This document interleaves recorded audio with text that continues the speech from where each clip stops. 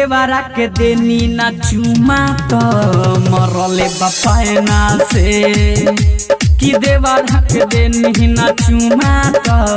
मरले बपायना से दर्द होता जोर बहता बेलोर कि हमारा नैना से कि देवरा के देनी न मरले बपायना से कि देवरा के देनी न चुमा तो मरले बपायना से दर्द होता जोर बहता बेलोर कि हमारा नैना से कि देवरा के देनी ना चुमा तो मरले बपायना से कि देवरा के देनी ना चुमा तो मरले बपायना से पायना से पायना से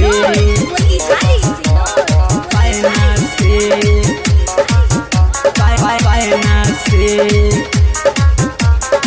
म्यूजिक बाय पप्पू सिंह।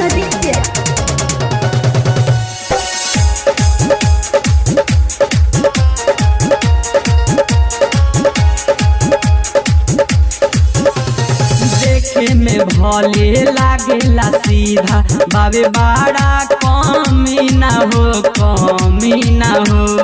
ऐसा न मरले बाबे सैया उखड़ल बा अभिले चिन्हा हो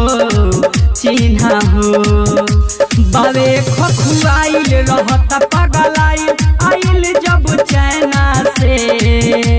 आइल घर चैना से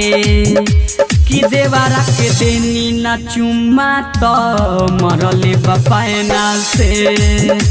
कि देवरा के देनी ना चुमा तो मरले बपायना से पायना से पायना से पायना से पायना से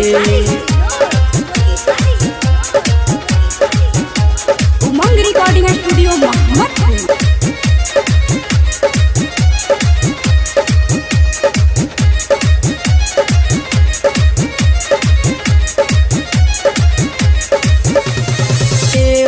राजू राजा पप्पू आजा हाली घर हो करती बड़ा चंचलावा बोली न पूछू डरे हो करेला रोज बवाल भइल बुरा हाल देखिले मुँह आयना से कि देवरा के देनी ना चुमा तो मरले बपायना से कि देवरा के देनी ना चुमा तो मरले बपायना से दर्द होता जोर बहता बेलोर कि हमारा नैना से कि देवरा के देनी न मरले बपायना से कि देवरा के देनी ना चुमा तो मरले बपायना से पायना से।